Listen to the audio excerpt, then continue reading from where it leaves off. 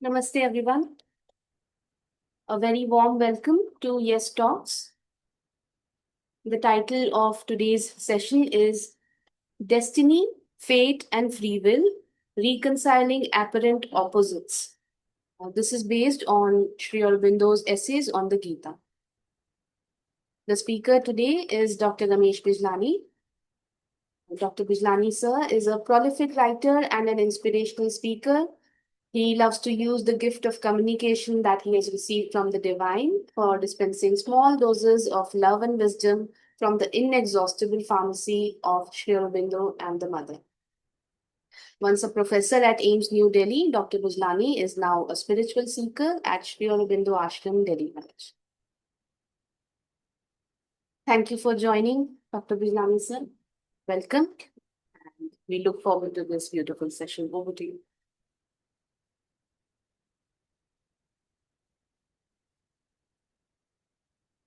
Thank you, Arunima, for setting the pace with that introduction. Destiny, fate, and free will. Very interesting topics, and they all these three have a spiritual aspect to them. And being a spiritual culture, these are in our blood. Destiny and fate, even more than free will, perhaps.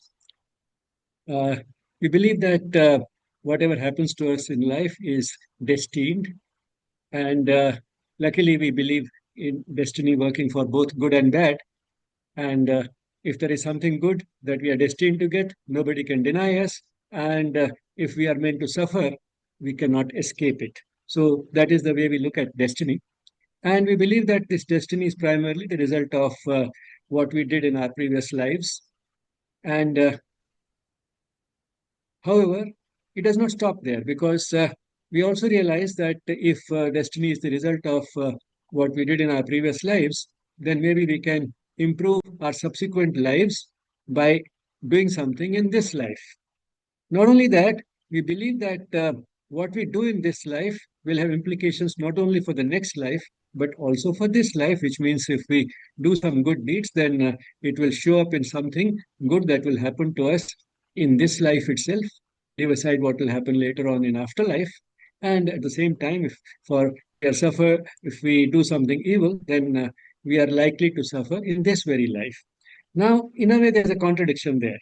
Because on one hand, we believe that destiny is something which is already fixed and nobody can change it. On the other hand, we feel that our good and bad deeds in this life will influence not only afterlife or our subsequent lives, but also this life itself. So, changing what happens to us, influencing what happens to us in this life through what we do in this life, means that we can change our destiny. Luckily, we don't remember at that time that destiny is something which we cannot change because otherwise we would become too inactive. So, the fact that we continue working and quite often working in the hope of improving our lot in this life is something which we do while forgetting that there is a destiny. Now, with that little background, let me try and have a little deeper look at this subject based on the Gita. And this subject was inspired particularly by the previous two talks which we had. They related to the chapter 2 and 3. So that's what inspired this topic today. And now we'll try and understand it a little deeper level.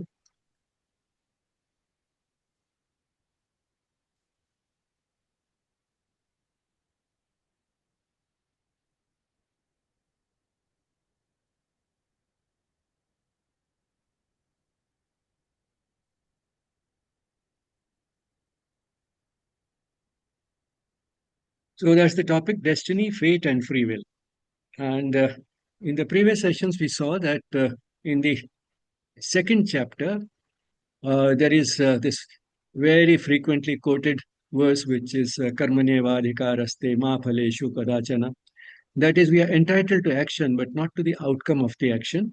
But at least we are entitled to action, entitled to choose whether we act or not act. And also, if we act, what action we choose, we are entitled to that, which means we do have a free will.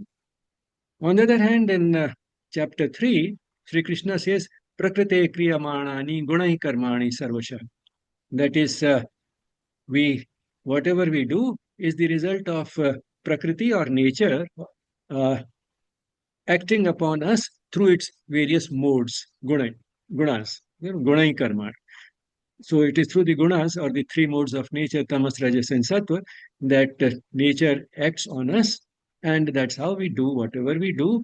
And then there's a strong admonition in a way to most of us, ahankara vimud atma karta aham iti manyate. So it's only those who are bewildered by their ego. In fact, it's the word used is not aham but ahankar, which is more than which is not just ego but arrogance.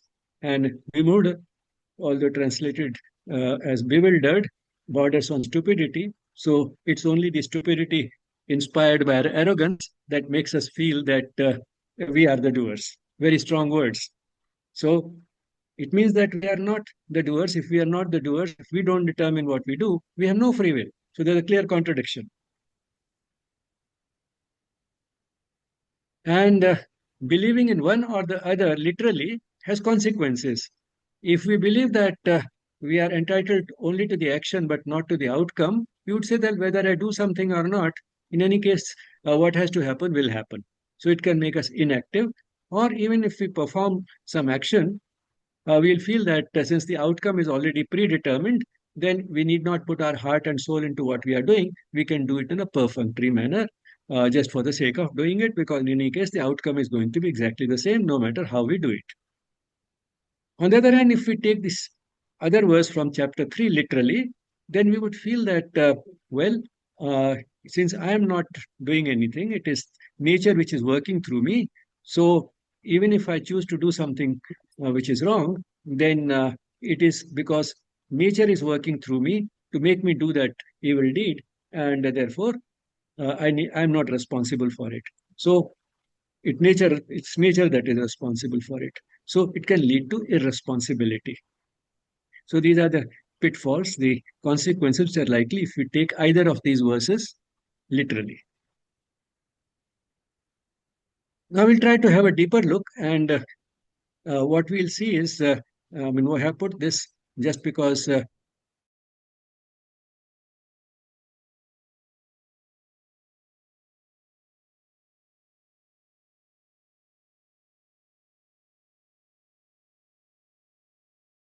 supreme consciousness, call it the divine or God or the infinite or the absolute reality or whatever you may, but that is one, and that is what not in fact created the creation, but one day decided to become the creation. And that is how the entire creation came into being. So, since the divine became the creation is just another form of the creator, and therefore it's a manifestation. The creator becoming visible through its creation. Since we are also a part of that creation, uh, we are also another form of the divine, and we manifest the divine. And our individuality is represented by our soul, and the soul is, in fact, our divine essence. But all the same, uh, we are an imperfect manifestation because the soul is very poorly reflected in our surface self. What we identify ourselves normally with is not this soul or the deepest self or the true self, which we spell with a capital S, but what we normally identify ourselves with is actually the self with a small s, or what we sometimes call the ego, which means that the soul has appointed as for housekeeping function this ego. And not only that, the ego becomes quite unaware of the existence of the soul. It becomes autonomous because there is some sort of a barrier here. And that's how we are not aware of the soul, at least not sufficiently to organize our life around it. And the this little self, which is managed by the ego, has three instruments at its disposal, two or three, you may say the body and the mind, but then the mind has two aspects, feeling and thinking. And Sri Aurobindo and the mother have used this terminology physical, vital, and mental for these three tools at our disposal for doing whatever we do. Now, we can try to understand these two verses in light of this also, but at this stage in chapter 2 and 3, the Gita, in fact, tries to look at these not in terms of Advaita, but in terms of a dualist philosophy, Sankhya. And it brings upon a reconciliation of this non dualist and dualist philosophy much later, in later chapters. And since it is much easier to understand it in terms of Sankhya or the philosophy of dualism, we'll now turn to that to understand these two verses. So, in this dualist philosophy called Sankhya, uh, it's believed that there are two eternal principles, Purusha and Prakriti. Although one might say that still it is not totally dualistic because Prakriti is the executing power of Purusha. So when we find a bit of a feminist sort of a tendency here, Purusha, the male, and Prakriti has that female sort of a flavor. So Purusha has an executing power. And Purusha is what designs and Prakriti executes. Purusha sanctions and Prakriti puts into practice what has been sanctioned. But all the same, there are these two eternal powers, Purusha and Prakriti, in this philosophy. And Prakriti works through its modes, which are called gunas. And these are three, that is Tamas, Rajas, and Sattva. Tamas is the principle of stability, Rajas, that of activity, and Sattva, that of making it possible to get some reflection of the pure soul which the Purusha represents. So the Purusha has its counterpart in each individual in the form of this pure soul or the self. But for all practical purposes, the person believes that he is a distinct individual, and that distinction is based on not the pure soul, but on the basis of the ego, which has been appointed by Prakriti to take care of our normal functions. And Sri Aurobindo has called it also the desire soul. So the individual remains quite unaware of his or her pure soul or the Purusha. For that matter, it remains unaware even of the Prakriti and its modes, that these are the modes that are working. We primarily function on the basis of this ego, and the Purusha seems to have designed it that way. Uh, and that's how the Prakriti has executed it, so that this uh, pure soul, or if may be represented by the sun, is obscured by these clouds. So these clouds have been sanctioned by Purusha. Why?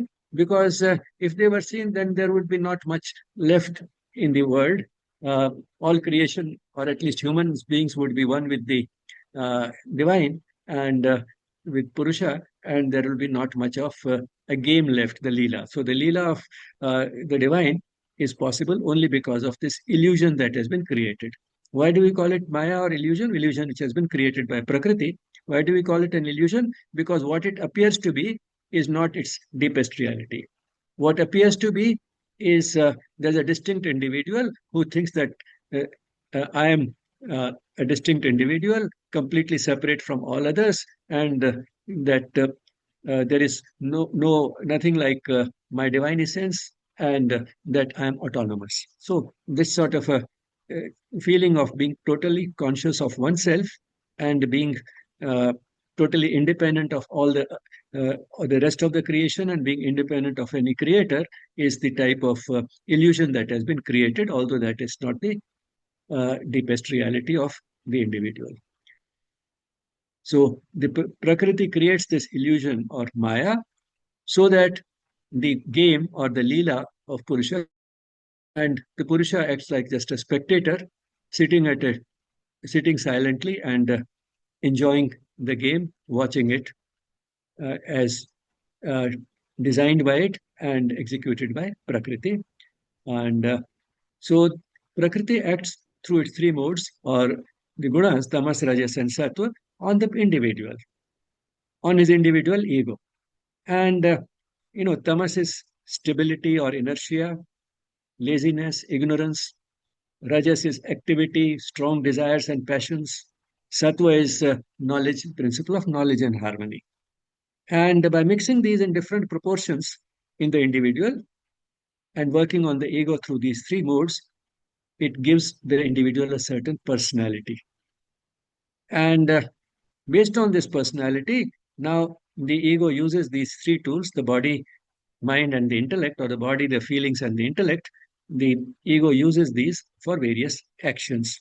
So the types of actions that it does depend upon this personality. This personality depends upon the proportion in which these three have been mixed by Prakriti, something like, and the three primary colors. You can mix the three primary colors in different proportions and get an infinite variety of hues or colors. In the same way, nature, by mixing these three in different proportions in each individual, can give us infinite variety of personalities. And we find that in fact is true.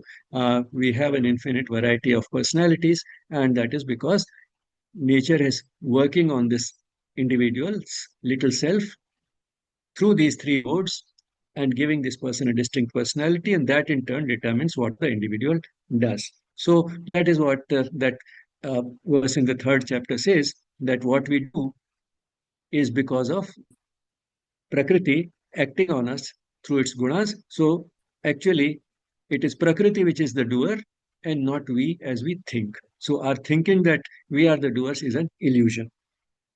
So this is what the that verse in the chapter 3 says, that we are not the doers, we are just doing what nature is making us do through its three modes. Or to put it sort of in ordinary language, we also use the human nature or the nature of an individual. So, what nature, Prakriti, the executing power, nature with a capital N, is doing is using these three modes to work on the individual, to give the individual a certain personality or to give a certain nature to this individual. So this individual has a certain nature or personality as a result of this, and this nature of the individual or the personality of the individual then determines what the individual does. Now there are two possibilities that this illusion that I am not the doer may be gone prematurely, which means the person just reaches that verse in chapter 3 of the Gita and says, yes, now I have understood. I was being made a fool of so far. I thought I am doing it, but actually nature is doing it. And now I will not be fooled by it anymore. And the a person can sort of now feel that, well, I'm not responsible for what I'm doing because I'm not doing it. Nature is doing it through me. Another way to get rid of this illusion is to work on it slowly so that the illusion is not gone abruptly through just one verse in the Gita, but it is cleared slowly through spiritual effort or sadhana. These are the two ways in which this illusion can go. Now, let's see what happens when the illusion is gone prematurely.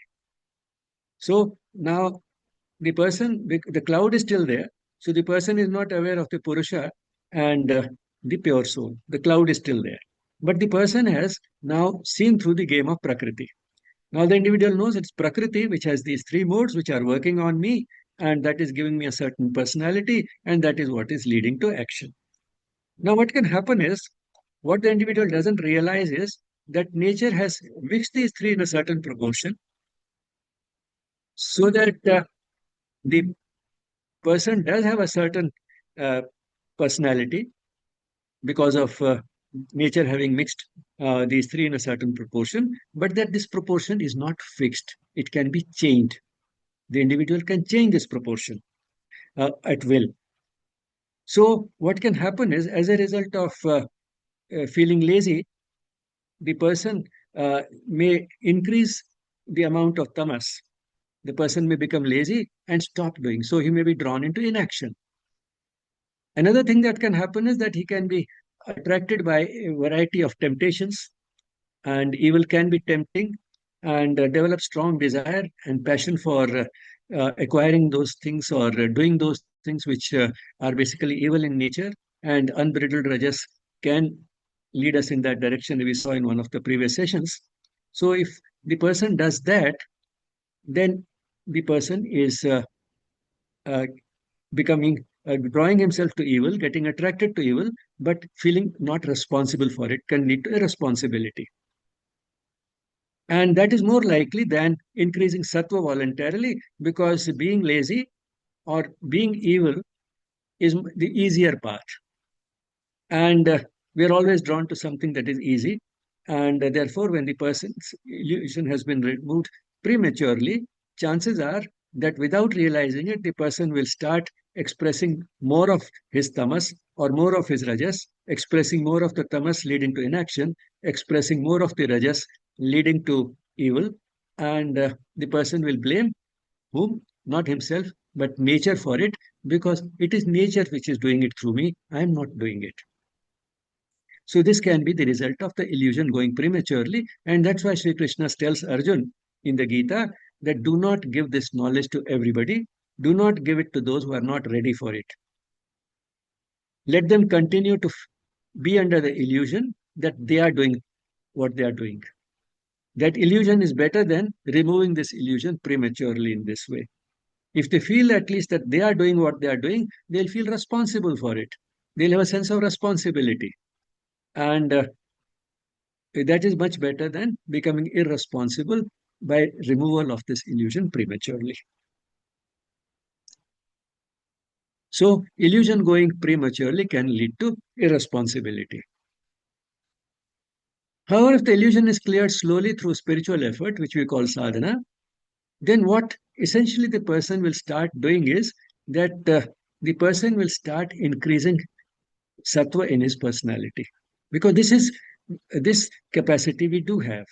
And what will help this, at least one important way in which the person will do it is because through this sadhana, gradually the clouds will start clearing, so that a little more of this sunshine will start illumining his intellect, the mental part of the being.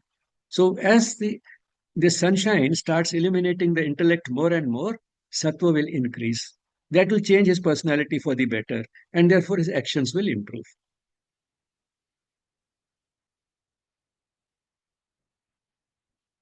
So when the illusion is cleared solely through spiritual effort, the result is that the person's personality changes for the better because he brings in more of the sattvic element in his personality.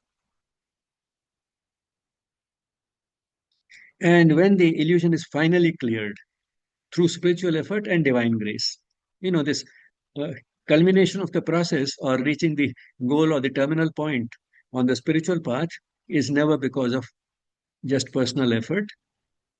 Divine grace is essential. So, as a result of this, when the illusion has been finally cleared, then what will happen is the person can see through or understand or see through both the Maya of Prakriti and the Leela of the Purusha, and all the barriers which were separating him from Purusha and Prakriti and so on, this barrier, that barrier, all those barriers are gone. And the result is now it is not Prakriti which is acting on him through its modes. He has transcended those modes. Now he's directly aligned with his pure soul, which is divine essence, unadulterated, not distorted or diluted in any way. And now the three basic instruments, the body, the feelings, and the intellect, are truly aligned with this, and that is what determines what this person does. That is what determines his actions.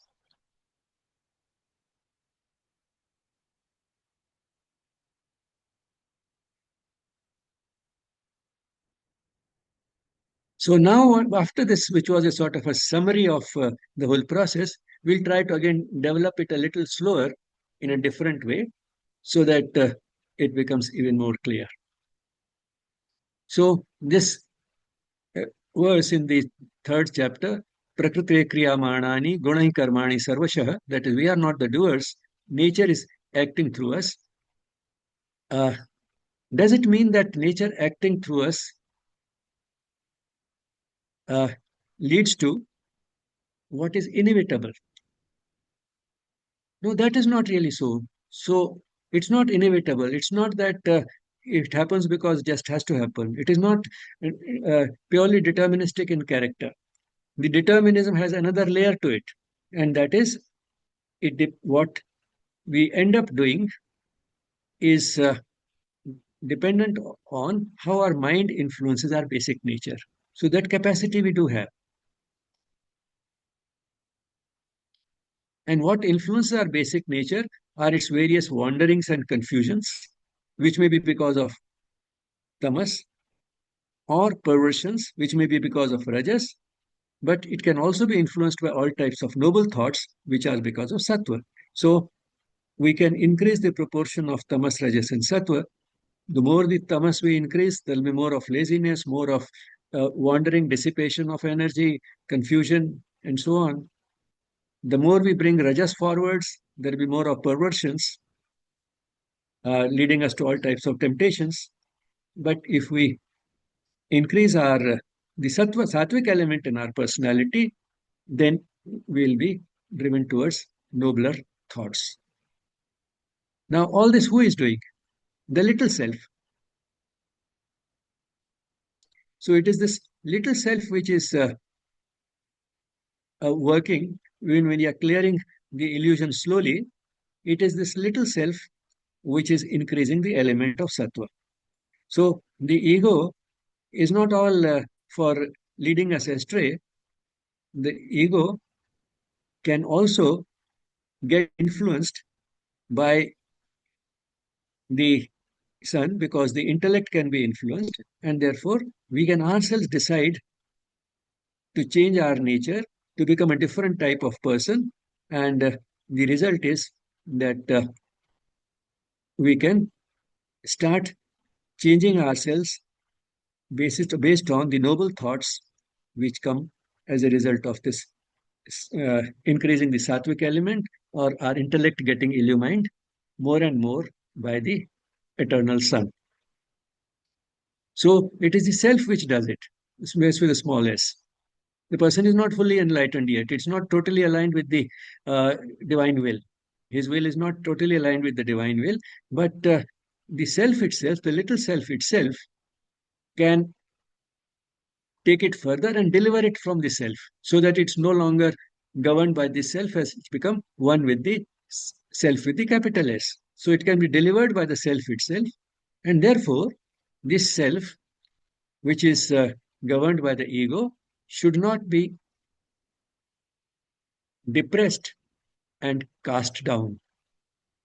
Means do not try to suppress it, do not try to be violent to it, whether by self indulgence,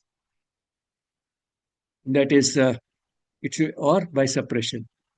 So both these things can sort of uh, lead to a sort of disparaging or disregarding or diminishing the importance of or degrading this little self, which are all common tendencies. So either self-indulgence, that just indulge in whatever you feel like doing, and we feel like doing what is the easier thing to do, which means slide down towards tamas and rajas, or by suppression we realize that well, I'm being tempted, so I suppress it instead of controlling it and working on it to transform myself in a more radical manner. I don't go to the roots, I just suppress some occasional impulse. So it should not be cast down, it should not be dealt uh, with through self indulgence or suppression, because through the self we can deliver the self. But at the same time, if we let self indulgence and the easier path take over and let the self indulge in it, then the self becomes our enemy. So, self, the small s, ordinary self, is both a friend because it can uh, take us further by increasing the sattvic element, and it is also the enemy because it can pull us down through self indulgence.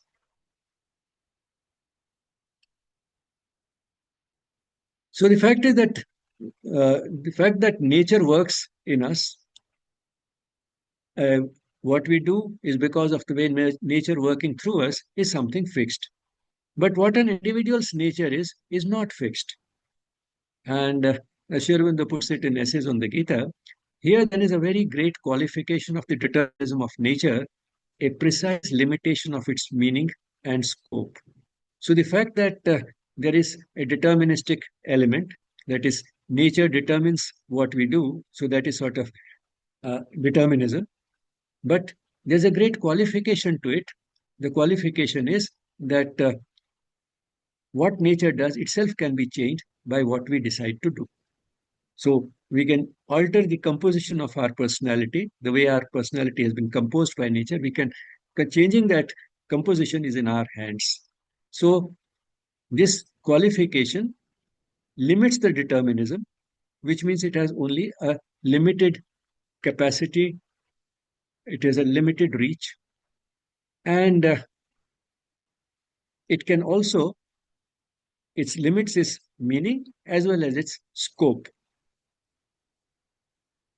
Scope, that is, it doesn't have an all pervasive sort of an influence on all our life. So the determinism gets limited both in its meaning and scope because of this qualification. Now that we are assuming that we are all here to progress spiritually, and therefore we would be interested in increasing the sattvic element in our personality, let's see what are the characteristics of sattva. It is the principle of knowledge and harmony, and the result is that it can influence our intelligence, the way we think, and also the way we use this intelligence to develop a will to do the right thing. And since it helps, it seeks light, we can get more and more knowledge because of this seeking, and thereby keep improving our intelligence and the way we it will translate into our will. And so through the seeking we can get right knowledge which can guide us to right action.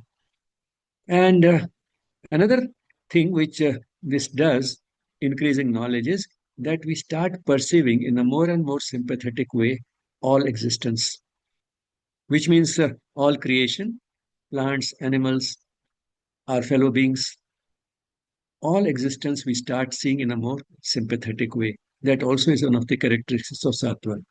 And then we become more and more sympathetic towards the claims of others. Uh, we realize that others also have rights, and others have claims on what exists in nature, the bounty that has been provided us by that ultimate giver, the divine. What it has given is for all of us, all of its creation, and not just for us. So we become sympathetic towards the claims of others. And Sattva seeks a higher law and aspires to obey it. It recognizes that there is a law higher than what we can conceive at the intellectual level, or sometimes uh, the law that we fabricate on the basis of our partiality towards our own little self.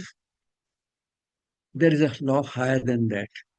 And Sattva aspires to obey that higher law, which has been given by the divine, which is based on equality rather than partiality towards us. And so, which is based on our love for our fellow beings, not based on competition. So it seeks a higher law and aspires to obey it. Sattva also conceives greater peace and happiness, which virtue, knowledge, and sympathy lead to.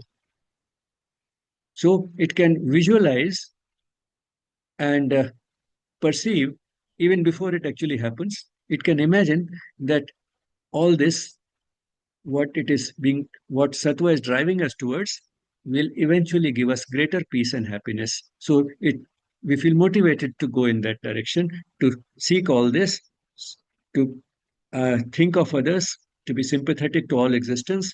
All this we do because we see that therein lies greater peace, greater than any peace that we have experienced so far, greater happiness, a type of happiness which we have not so far experienced. And this will come through virtue, knowledge, and sympathy, which sattva is leading us to. So, what else? These characteristics of sattva are again based on essays on the Gita.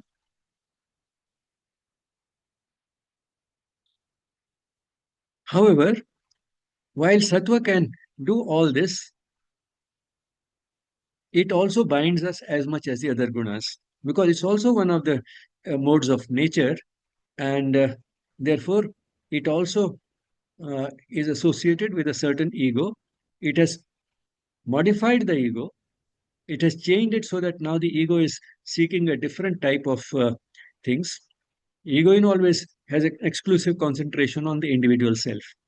But now it is seeking something which goes beyond the individual, that also the individual's ego is seeking. But all the same, the ego is may remain partial to the individual, and the ego remains, and desires, maybe nobler desires, they also stay. So ego, sattva binds as much as the other gunas, and binds just in the same way by desire and by ego.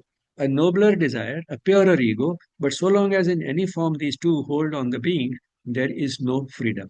So total freedom comes only when our will is aligned with the divine will, because it's the divine that has the total freedom. Because total freedom comes from a sense of fullness. Because when there's a sense of fullness, then there's no desire, because one already has everything. All desire arises from something missing. I am not enough. I don't have enough. And I have some incapacity which makes me feel that I will never be enough. I'll never get everything. So it is that which creates desire. This feeling of being incomplete and incapacity.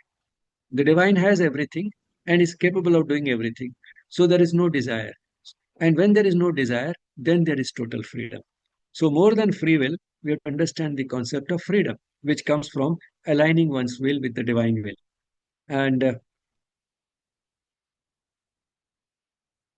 understand that while sattva is important in taking us towards that liberation from the modes of nature, sattva itself has its own ego. One can understand sattvic ego in a simple way, uh, because very often we say that, well, we flaunt things which we do, which we are good. I never tell a lie. Now, there's an, again, I mean, that's a sattvic ego. Or sometimes we associate it with, say, self control or being able to tolerate hardships. Uh, I don't care for heat and cold. I don't need an air conditioner when it is hot. I don't need a heater when it is cold. Now, there's a sattvic ego hidden there. And I just sort of got a little taste of it today evening, just an hour ago. I just returned from the evening walk, and I had to climb to the second floor to come to my room. And I met someone who has these days some sort of a disability in the legs, because of which he can't climb the stairs. He also lives on the second floor, very near my room. So we were we met more or less together near the point where there's a lift and also there's a staircase. Normally, I use the staircase. I don't use the lift. So this gentleman, he invited me, would you like to join me in the lift? Because he knew I'll also be going to the second floor. Now, if I tell him, no, I don't use the stairs, sorry, I don't use the lift, I always use the stairs, that will be an expression of the sattvic ego. It makes me feel superior, and I'm making him feel in some way inferior. So that's the sattvic ego. Instead, I was just reminded of it because I was preparing for this talk. Let not my sattvic ego assert itself. I just smiled at him, thanked him, and joined him in the lift. Now, it was a minor thing, but then you realize that sattva has its own ego. So that way, uh, he felt that, well, I was quite happy to give him company. Although he knows that in general I don't use the lift, but then he was happy that I was happy to give him this company, and that's what sort of made us strengthen a sort of a bond, a kinship, a sense of oneness rather than being different. I being in some way better than him because I use the staircase while he is using the lift, and therefore I am asserting my sattvic ego. So that is what. So sattva also has its ego. So we have to climb to it. It refers to the state beyond the modes of nature. What Gita calls the trigunatita, that is beyond all the three gunas. We have to climb to that state which is beyond the modes of nature through the sattva. But we attain to it only when we get beyond sattva. So we reach that final sort of destination of being beyond all the three modes through sattva. So we reach out to it from the ego. So the ego helps us in adopting more and more sattva, but only reach it by leaving the ego.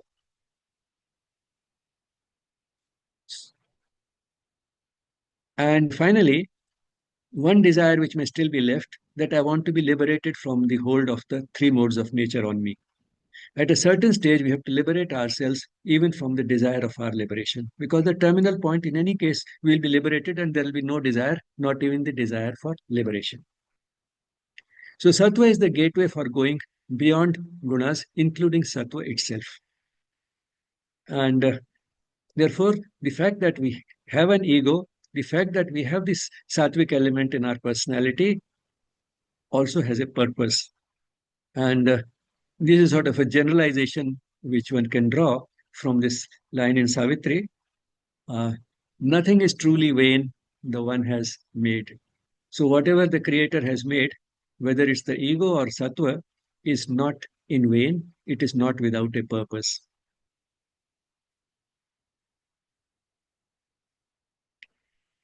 So, now let's look at this apparent conflict between free will and determinism. That is, everything is already determined, so we have no free will, or that we do have a free will. It primarily depends on the plane of consciousness from where we look at it. Both are true in their own way. The lowest plane of consciousness is the way we live ordinarily most of the time, that I did it. So I have a free will. That's why I can do what I want to do. So we say, I did it. When the illusion is removed a bit, we say, nature did it through me, through its three modes. Then we can refine it a little further and say, nature made me do it and created the illusion that I did it. So here, there was a, there was a, I was quite certain that I did it. Now I know that it was only a perception, which was an illusion. Then we can go further. I do have some free will because I can alter the balance of the gunas. That is something which comes at a little higher level. And then we make a choice. What is it that how is it that I'll alter the balance of the gunas? I'll use more of sattva. I'll bring sattva forwards. I'll use sattva to liberate myself from the gunas. And understand, and I can visualize that it's liberation from all the gunas which will give me true freedom. So you can see an ascending scale of the plane of consciousness from we see it. So starting with the point where we are quite sure that I have a free will, and going to a point where I find that that free will is only relative. That free will comes from the fact that I can alter the balance of gunas, uh, and then finally go towards liberation. So when this shloka in the second chapter tells us that I'm entitled to action, not to the outcome, it conveys that yes, I do have a free will, and that is true.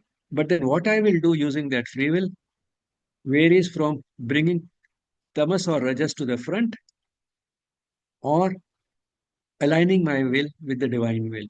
That is possible even before we reach total liberation, because as we have been seeing, we have a dynamic aspect of the soul, the psychic being, which can more or less help us align our will with the divine will even before we reach the final goal. It will be not something constant. We'll have a tendency to slide down, but at least for that moment, when we align our will with the divine will, we are using the free will to make the most authentic choice. So we do have a free will, and but the way we use this free will is to make choices, and the choice that we make will depend upon which element we bring forth, tamas, rajas, sattva, or momentarily we go even beyond sattva and unite ourselves just with the divine will. So that entire spectrum is available to us for using our free will. Now, this one that it's nature working on us which determines what we do makes us feel we are not the doer. Yes, we do not have a free will in that sense, but the illusion of free will is useful. because it prevents both inaction and irresponsibility. And we understand better, then we know that we can bring an element of free will in this absence of free will by altering the balance of the three modes of nature. So, now to put it another way, the journey from the way we are ordinarily constituted to total alignment with the divine and the divine will through sadhana and personal effort and divine grace is a movement from being a puppet of nature to becoming an instrument of the divine. As a puppet of nature, we are shrouded in ignorance, and that creates an illusion of doership. But we are not totally helpless. We can do something because we have this ignorance, this illusion of doership, so we do not feel helpless. When we are an instrument of the divine, we have total knowledge, and personal will is consciously, voluntarily, and happily aligned with the divine will. And this process of moving from ignorance to knowledge through the slow process of spiritual effort or sadhana uh, takes us there. But same time, this path is itself littered with a lot of pitfalls such as inaction and irresponsibility, as we saw. And to keep ourselves safe from these pitfalls, what helps us is controlling our senses, because senses tend to tempt us towards sensory attractions, objects of desire.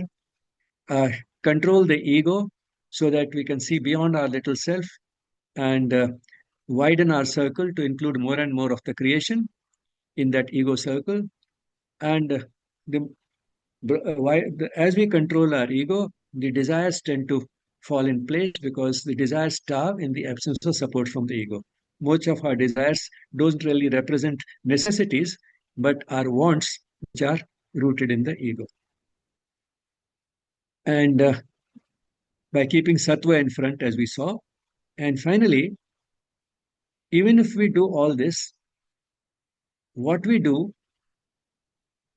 whether it is under the illusion of free will or whether it is after seeing through the illusion and realizing that we are working through the modes of nature, but then we are altering the modes of nature ourselves, the outcome will still not be always as we expect. So, surrender to the divine for the outcome will still be required, which means that second chapter verse, which tells us that we are entitled to the action but not to the outcome, that will still be necessary. And then, of course, we should not forget divine grace, because no matter what we do, we'll not get to this level unless divine grace is showered on us. And divine grace is always available. We just have to be open to it. Being open to it means that we have to believe in it and not block it with through unnecessary doubts and overthinking, trying to rationalize everything, which means that knowledge and thinking and rationalizing can help us up to a point, but beyond that, it can block us from divine grace, which itself is indispensable. So, to remain open to it, to remain receptive to that divine grace, which is available to all of us all the time, uh, what we need to do is not have unnecessary doubts. We can have questions, reasonable questions, but not doubts. There's a little difference between the two. So, coming back to the title, original title, Destiny, Fate, and Free Will, uh, we saw that we have seen much of, we discussed primarily free will rather than destiny and fate, but all the same, to some extent, there's a lot of overlap. But then, just for the sake of completing the subject, what we have seen is that when it comes to destiny, yes, there is a destiny, but it can be changed. And fate is more or less the same as destiny, but fate is a defeatist way of looking at destiny. Because destiny, you know, uh, can be positive. That is, if I'm destined to get something, I will get it. If I'm destined to uh, get some thing which is good for me, I will get it. Nobody can deny it. Well, if I'm destined to suffer, that will also something which I may not be able to escape. But at the same time, it includes both good and bad. Fate And also, we often have a feeling that I may be able to change my destiny. But fate has a sense of resignation, a flavor of being have a defeatist, having a defeatist attitude.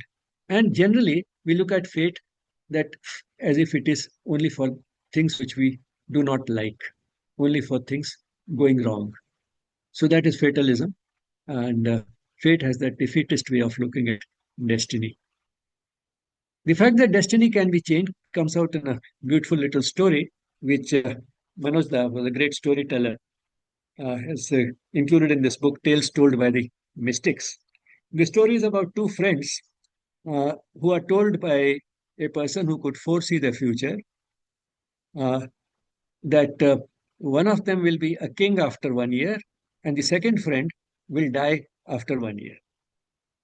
Now, what happens is that the one who is told that he'll be a king after 1 year becomes very arrogant and starts dealing with everybody else in a very rude manner. And if anybody offends him even a little bit, he tells him, "Okay, let me become a king after 1 year and then I'll deal with you."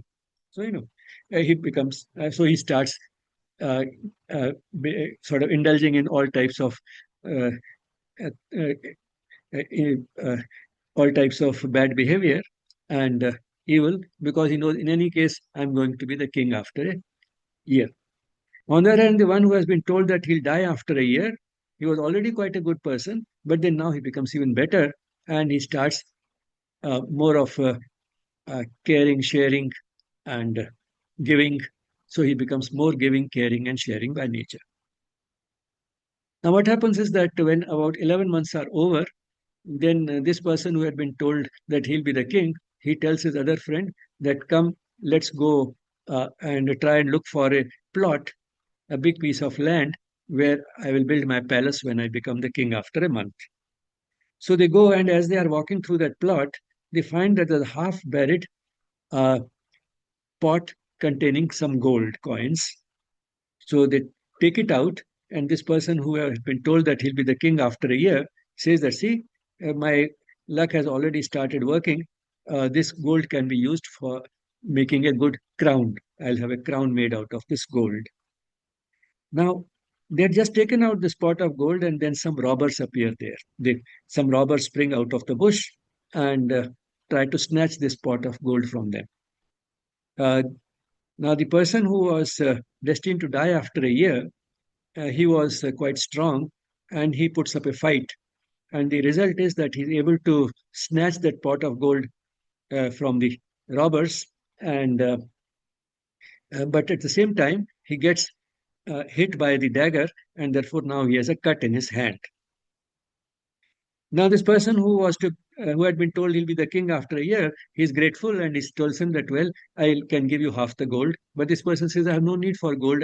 Going to die after a month anyway, so I don't have any need for this gold." So anyway, what happens is the 1 month is over.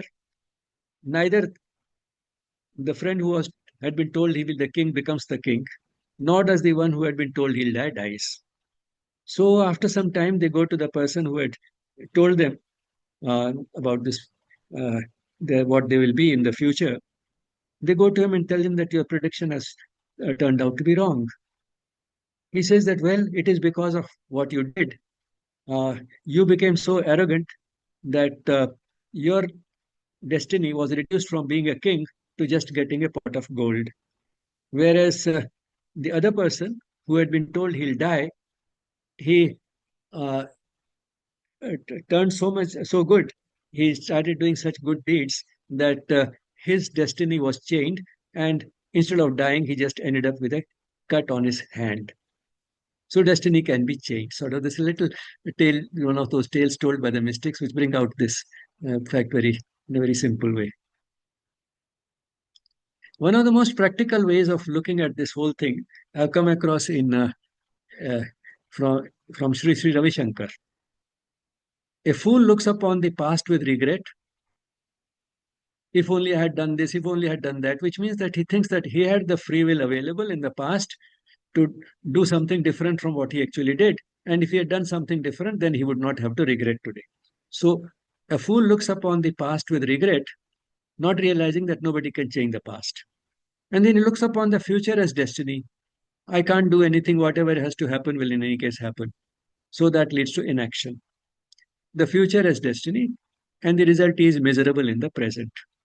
On the other hand, a wise person looks upon the past as destiny. What has happened is history now, it's gone. Let me take it that it was destined to happen and that's why it happened. So that gives me a sense of acceptance. A person looks upon the past as destiny, the future as free will. I can carve out my future, I can shape my future using my free will. Hmm? I can change my destiny, even if there's a destiny which will work in the future, I can change it. So looks upon the future as free will, and the result is happy in the present.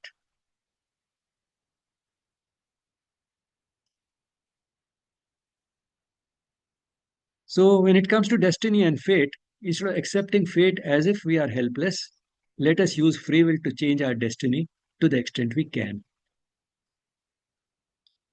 So instead of uh, having the title the way we had in the beginning, and destiny, fate, and free will, altered the sequence a bit, and let us use our free will to change our destiny and not resign ourselves to fate. So we've seen that both are true, and how a limited way of looking at these shlokas in isolation can give us this contradiction that we have a free will or we have no free will. And this is a generalization which applies to this as well as to many other points uh, in the Gita as well as elsewhere. I think it's a beautiful generalization which Sri Aurobindo has given in this chapter, which deals with this subject. We must take here as elsewhere the thought of the Gita as a whole and not force its affirmations in their solitary sense quite detached from each other. As indeed every truth, however true in itself, yet taken apart from others which at once limit and complete it, becomes a snare to bind the intellect and a misleading dogma. For in reality, each is one thread of a complex weft, and no thread must be taken apart from the weft. So we must take here, as elsewhere, means the generalization, the thought of the Gita as a whole. Because in the Gita, it's very possible to quote chapter and verse and prove whatever we feel like proving. So we can start with a prejudice and find that there is an appropriate verse available and say, here you are, this is what the Gita says. But then we have to look at the Gita as a whole. So we must take here as elsewhere the thought of the Gita as a whole and not force its affirmations in their solitary sense quite detached from each other. Why? Because every truth, however true in itself, yet taken apart from others which at once limit and complete it. So every truth may be quite true, however true in itself, is not the only truth. There are many other truths. And those other truths limit this truth, which means uh, make it difficult for us to generalize from this truth. So they limit it and also complete it because the two together, this truth and other truths together, will give us a larger fraction of the total truth. So they both limit its scope, they prevent us from generalizing on the basis of this truth, and also complete it, making it less incomplete when combined with, joined with, when synthesized with other truths. So, as indeed every truth, however true in itself, yet taken apart from others which at once limit and complete it, becomes a snare. So every truth becomes a snare if we take it in isolation. Becomes a snare to bind the intellect and a misleading dogma. That's how we arrive at various dogmas. And for in reality, each is one thread, each means each truth is one thread of a complex weft. The analogy is with weaving, where so the way you weave a fabric using the loops repeatedly. So each truth is like one of those loops used repeatedly.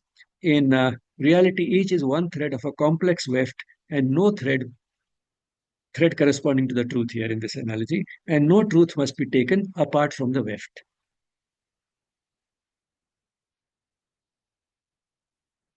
The series going on the Gita, chapter by chapter, and to see those talks, we have completed up to chapter 3 in that series. You can just scan this QR code and you'll reach the playlist, the Gita, chapter by chapter. This particular session, which we had today, is based on Sri Aurobindo's essays on the Gita. And in the complete works of Sri Aurobindo, it forms volume 19, pages 212 to 223. And like all the works of Sri Aurobindo, the PDF of this is also available for free download on the website of Sri Aurobindo Ashram, Pondicherry. And this is the link to the works, www.sriaurobindoashram.org, that is Sri Aurobindo Ashram, Pondicherry. Then /Sri Aurobindo/writings.php. So here you'll get all the volumes, and you can, this is one of the simplest downloads I have seen. Just click on one of the places where it says PDF, and you don't have to do it. You're not even asked that you have to download. You click there and it's in your downloads.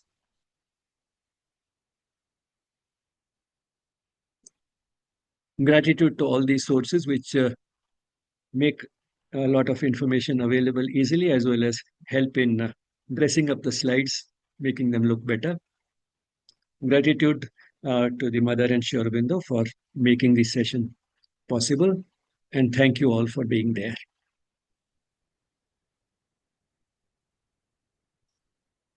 Thank you so much, Dr. Bijlani, for this deeply enlightening and thought-provoking talk. We are grateful for the clarity, depth, and reflection that you brought to this timeless subject.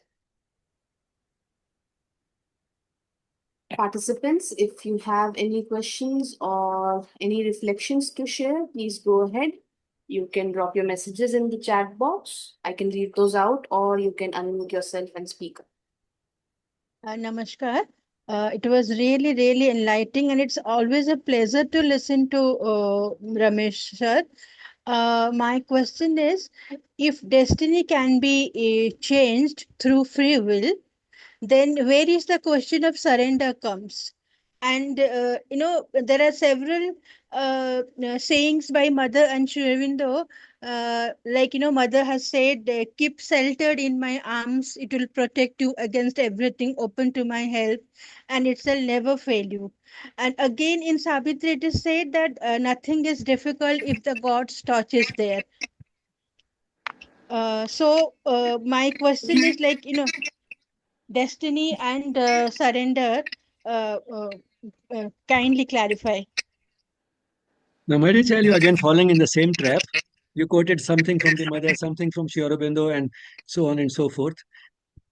They're all true, but then we can't look at those truths also in isolation. The way you can't look at one particular shloka from the Gita in isolation, you can't look at one particular quote from the Mother or Sri Aurobindo in isolation.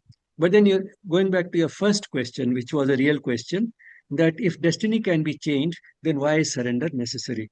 Surrender is necessary because destiny can be possibly changed through free will, but we may expect to change it in a certain way through what we do using our free will, but still the outcome may be different from what we expected.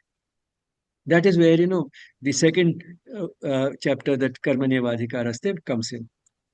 The fact that the outcome is different doesn't necessarily mean that the outcome is worse than what we expected. It can be better than what we expected, but it may not be what we expected. And we are prepared for it because we know that what overrides our will, our free will, which has been given to us, is divine will.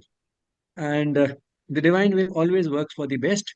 And that is why we surrender to it, because we surrender not only to the divine will, but also to divine wisdom. And even if we don't know everything that is good about what has been has happened as a result of divine will, even if we don't uh, know everything about it, we know at least one thing. When there's nothing else that appears to be positive about what has happened, uh, we know that there's always one thing positive about it, and that is it is an opportunity for spiritual growth, which is the very purpose of life.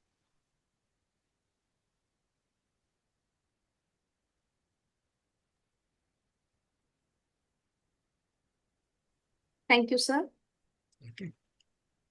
Participants, anyone else wants to ask or share something? Thank you so much. This is really interesting and reverberating. Got a couple of questions. They're probably a little complicated. I find Purusha and Prakriti, as you've been talking about them, very connected to Spinoza, actually.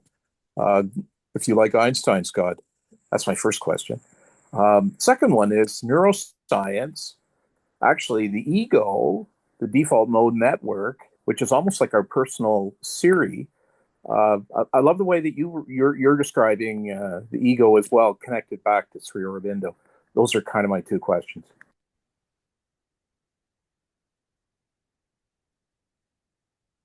I'm not sure whether I really understood both the questions well, but the uh, first question was about the Purusha and the Prakriti. Well, with all spiritual philosophies, whether it's Sankhya or it's Vedanta or any spiritual philosophy, they are attempts to fit the mystic experience into some sort of a coherent uh, theory. That is what they represent. But then the intellect is so versatile that it has been able to synthesize and sort of fit those mystic experiences, which are generally speaking sort of quite similar, irrespective of who the mystic was and what tradition he came from. When you try to fit the intellect is so versatile that when you try to fit it into a spiritual philosophy, we can arrive at very divergent spiritual philosophies, some non-dualistic, some dualistic. Within non-dualism, again, absolute non-dualism and relative non-dualism or qualified non-dualism. And some philosophies can, in fact, also try and explain this mystic experience through uh, non-belief, that is, discard through an atheistic sort of philosophy. So uh, all that is possible. And that's why no theory can be such that you cannot raise any questions against it, because the philosophy which has been arrived at based on mystic experience will always leave some doubts and questions. And that is why other philosophers have come up with an alternative philosophy. Uh, but all the same, in this particular context, what we are discussing today, the Gita has based it on the Sankhya, and we found that Sankhya does help us in understanding it more clearly than probably non-dualism would. Uh, about the second question about the ego, uh, well, I mean, modern psychology has tried to glorify it. Spiritual uh, seekers generally tend to denounce it, but the fact is that the ego does have a function. It need not be, it doesn't, it is not the highest principle, the way, or something around which our life, in any case, should always be revolving, the way, I mean, or revolves. We can always transcend the ordinary ego, but all the same, uh, the fact that ego has its uses as well as eventually needs to be transcended is something which sort of is accepted spiritually. But when one acquires a little spiritual maturity, you start accepting the functions of the ego also, because it has been planted in us with a purpose. It's something like a ticket for a journey, an air ticket or a railway ticket. Uh, it is required to cover part of the journey, but when that journey is over, then one can discard it. It's no longer a useful document. One has to get into another vehicle if one has to travel further. So the same applies here. The ego does help us cover quite a bit of the journey, not just ordinary journey in ordinary worldly life, but also on the spiritual path. It goes a long way. Because when I say that I'll bring more sattva into my personality, or that I'll give a new direction to my life, again, that I is involved. So the ego decides it and can take us pretty far. And the point at which we are ready to, in fact, shed the ego, eliminate the ego, comes pretty late. And when that point comes, probably it will not require much effort to just drop off. So ego does have a purpose. When it comes to neuroscience, there is one radical sort of a difference when it comes to neuroscience. And that is, in terms of neuroscience, we believe that consciousness, whether it's the ego or whatever level of consciousness it is an emergent property of the brain. That's a result of interactions amongst neurons. We have neurological correlates for the ordinary consciousness, which may correspond to the ego, and we also have neurological correlates for peak spiritual experiences. So both we have neurological correlates available.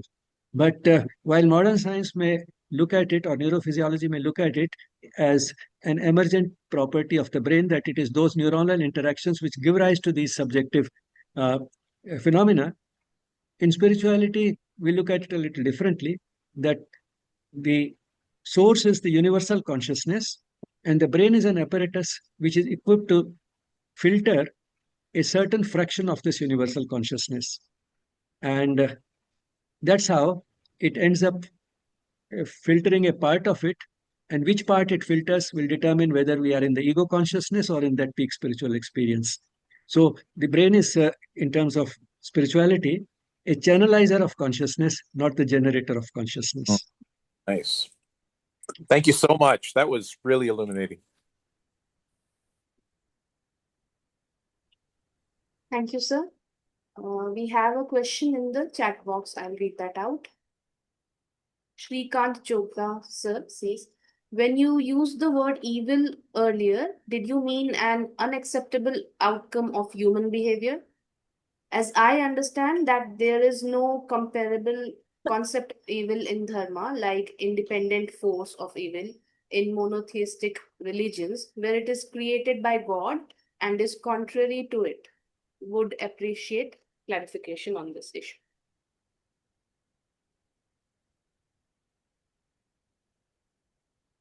Well, whether we look at man as basically divine, or we consider man to be basically a sinner, both types of religious traditions do exist. But the fact is that in both traditions, we believe that man as he is imperfect. And once he is imperfect, it is imperfect because he's drawn to evil, he's tempted to evil.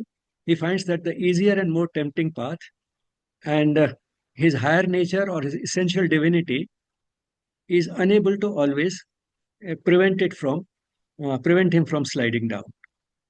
And therefore, he needs to work on himself to be able to overcome this tendency.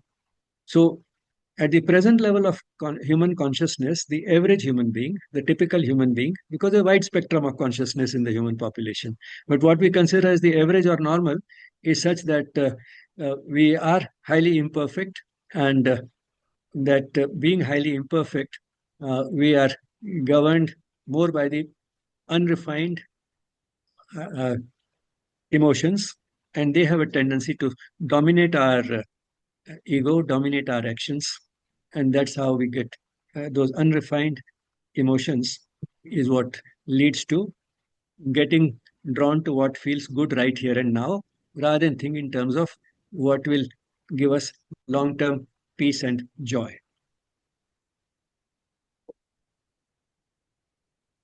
Thank you, sir. Behram sir, please go ahead. You have raised the hand. Thank you. Thank you for that explanation. I just wanted to make some observations. Just a couple of months back in Washington, D.C., at George Washington University, a book was launched. And the title of the book was A Call to Consciousness. And this was written by a lady from the United Kingdom, Zerbanu Gifford. And she made an observation on truth which reflects some of what I heard today from Ramesh Bijlani. And the analogy was that there was a huge mirror, which is the truth. And then that mirror was shattered in multiple pieces. And all those pieces were still truth. So the analogy was that each of these pieces is the individual truth of the human being, but it's only a part of the major truth. And if we take it in that light, then if we put all our truths together, then we really see what actual truth is. So that is one comment. The other comment was the appeal to all of us to look at destiny as to what has happened in the past, and we cannot change it. And that message from today's talk was very empowering for me, and I thank you for that, because then we can strive to become better in the future. The takeaway from this whole session for me was the key message that we are on this earth to be happy. That was emphasized beautifully. And if we are happy in the moment, not in the past, not in the future, but in the present moment, then we have created heaven on earth. So thank you for your presentation. Thank you, Bairam, for those comments. And uh, the fact that each truth is only part of the whole truth is something which has become very important, I think, for us to, all of us, to understand today. And we should disseminate it as much as possible because of the polarization increasing all over the world. So people tend to take extreme positions and feel that that is the only way to think. That's becoming so common.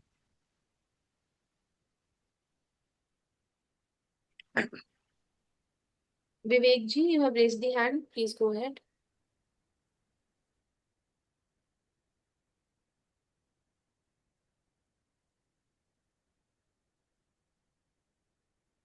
Okay. Can you hear me? Yes.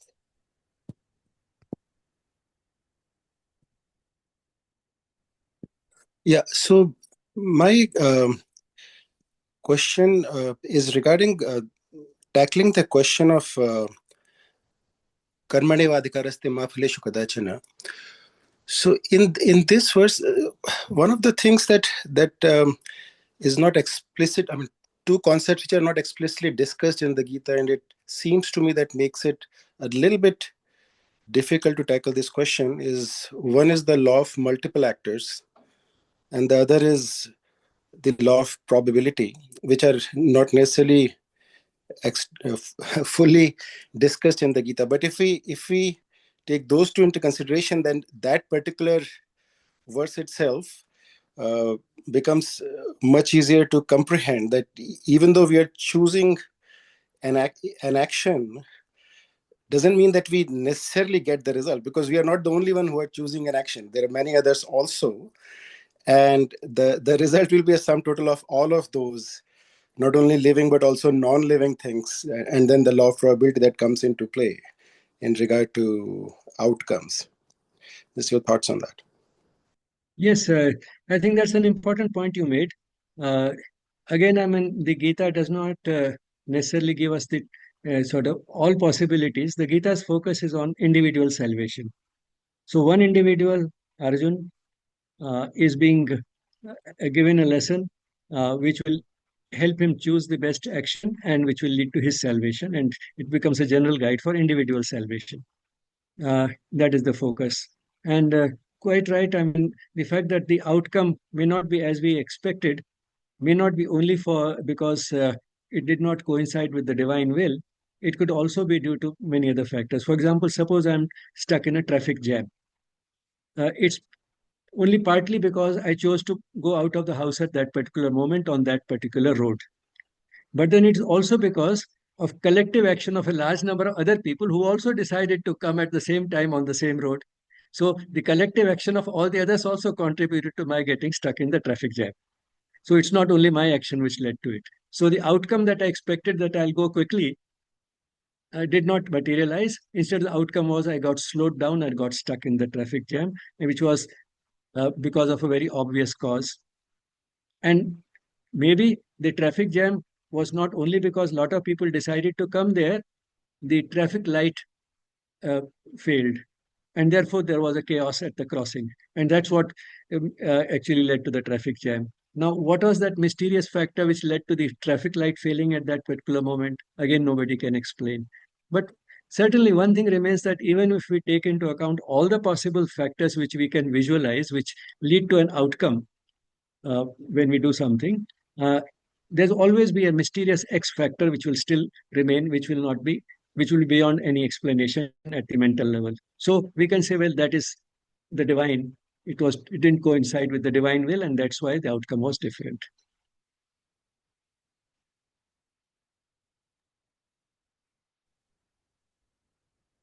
Thank you, sir. Participants, please note that the recording of today's talk will be published on our YouTube channel, Yes Spirituality. I have shared earlier the link to the channel. You can visit the channel and explore vast content on yoga, education, spirituality, and related subjects like psychology and wellness. And as Dr. Bijlani mentioned, we have an ongoing series of uh, online talks on the Bhagavad Gita, in which Dr. Bijlani discusses the Gita chapter by chapter. And you may attend the sessions live, or you can also find all the recordings on the Yes Spirituality YouTube channel. Another way is to scan this QR code shown on the screen, and it will take you directly to the entire playlist called the Gita chapter by chapter.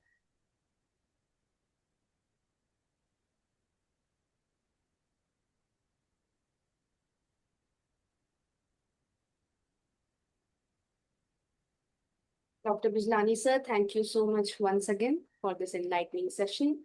And participants, we thank you as well for being with us today. We'll close today's session now with a moment of peaceful silence. Namaste.